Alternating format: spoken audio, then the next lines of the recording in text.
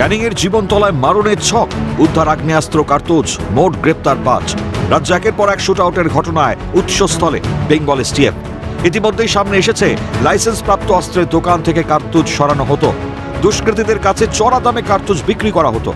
কার্তুজ অনুযায়ী বন্দুকের বরাত দেওয়া হতো মুঙ্গেরে। কিন্তু প্রশ্ন উঠছে, অস্ত্রের লাইসেন্সপ্রাপ্ত দোকান থেকে কিভাবে সরানো হতো কার্তুজ? অস্ত্রের বৈধ ব্যবসা করার নিয়মই বা কি? কিভাবে অস্ত্র কেনেন বৈধ কারবারিরা? গ্রাহককে অস্ত্র বিক্রি বা করা হয় কিভাবে? নিয়ম অনুযায়ী অস্ত্রের বৈধ ব্যবসা করতে হলে কেন্দ্র এবং রাজ্য দুই সরকারেরই অনুমতি নিতে হয়।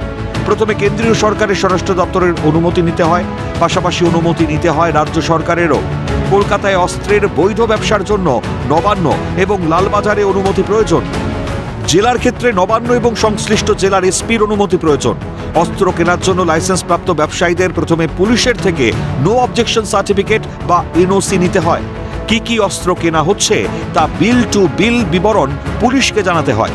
দোকানে কি কি অস্ত্র আছে, কত কার্তুজ আছে, প্রতিদিন স্টক মেলাতে হয় নির্দিষ্ট ব্যবসায়ীকে। কোথাও কোনো গরমিল নজরে এলে সঙ্গে সঙ্গে পুলিশে অভিযোগ জানাতে হয়।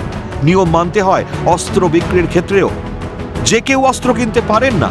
অস্ত্র কেনার জন্য ক্রেতার লাইসেন্স থাকা আবশ্যিক। লাইসেন্স খতিয়ে দেখার পরই ক্রেতাকে অস্ত্র বিক্রি করা হয়।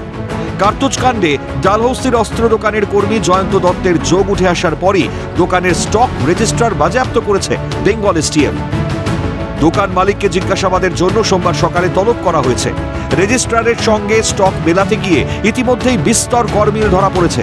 আর এতেই প্রশ্ন উঠছে, ডালহৌসির নির্দিষ্ট অস্ত্রের দোকানের মালিক কি নিয়মিত স্টক মেলাতেন না, নাকি গরমিল নজরে এলেও ইচ্ছাকৃত চেপে গিয়েছিলেন? কোনো ঘটনা ঘটলে দায় কি থাকবে অস্ত্রের দোকানের মালিকও? তোমার যদি ফায়ার আর্মসের লাইসেন্স থাকে, তোমাকে নিতে গেলে ডিসিআরএফ এর থেকে পারমিশন করাতে হয়, আর্মস অ্যাক্টের সেকশন থেকে থ্রু। তারপরে তুমি কতগুলো নেবে কি সেগুলো দেখাতে হবে।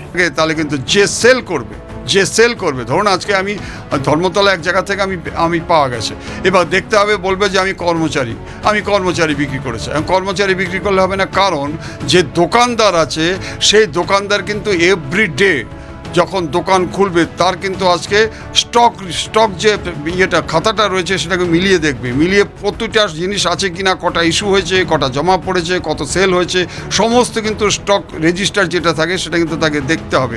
দেখার পরে যদি মনে হয় যে ওখান থেকে কোনো মিসিং হয়েছে, ইনস্ট্যান্টলি কিন্তু তাকে লোকাল থানা জানাতে হবে।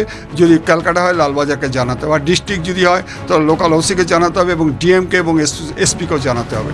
যদি না জানায় তাহলে হবে যে কর্মচারী বিক্রি করেছে উইথ দ্য কনাইভেন্স, মানে এই মালিক যে আজকে সেলসম্যান, যে দোকানদার, তার কিন্তু আজকে ছাড়া যাবে না। ফলে সব মিলিয়ে প্রশ্ন উঠছে, আসলে কি শস্যের মধ্যেই ভূত? তাই কি দিকে দিকে এত গুলি, বন্দুকের দাপাদাপি? ক্যালকাটা নিউজ।